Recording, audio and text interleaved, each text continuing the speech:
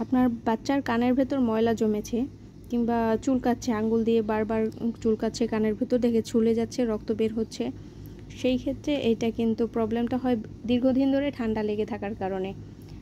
এখন ঠান্ডা লেগে থাকার কারণে কানের ভেতরে কিছুটা ফাঙ্গাস পড়ে যায় অথবা কানের ভেতরে ময়লা জমাট বেঁধে থাকে, ময়লাটা শক্ত হয়ে যায়। সেই ক্ষেত্রে এই যে হিস্টাসিন, আমি রেজিস্টার্ড ডাক্তারের পরামর্শে আমার বাচ্চাকে এগুলো খেয়েছি। হিস্টাসিন এই যেটা ঠান্ডার জন্য কার্যকরী, ঠান্ডার জন্য এই হিস্টাসিনটা দেবে। আর এই ইকোনাট প্লাস মলমটা, যেটা আপনার কানের ফাঙ্গাস, চুলকানি কিংবা ময়লা জমাট বেঁধে থাকা, সেটার জন্য খুবই উপকারী। আমি আমার বাচ্চাকেও ব্যবহার করেছি, মাত্র 2 বার লাগানোর পর অনেকটা উপকার পেয়েছি। তো আপনারাও চাইলে লাগিয়ে নিতে পারবেন। আপনার বাচ্চার কানে 2 বার 3 বার কটন বার দিয়ে সুন্দর করে ঘুরিয়ে ঘুরিয়ে খুব সফটভাবে লাগাতে হবে। আপনার শিশু যার কানে কোনো আঘাত যেন না লাগে, খুব ভেতর পর্যন্ত দিতে যাবেন না, তাতে দেখা গেছে কানের পর্দা পর্যন্ত গেলে সেখানে আবার ক্ষতি হয়ে যেতে পারে।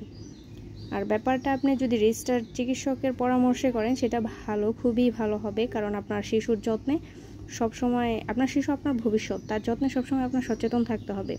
ইউটিউব কিংবা ফেসবুক ঘেঁটে কিংবা গুগল থেকে কোনো ওষুধ সাজেস্ট করলেই সেটা আপনি হুট করে একজনকে দিয়ে দেওয়া শুরু করে দেবেন না।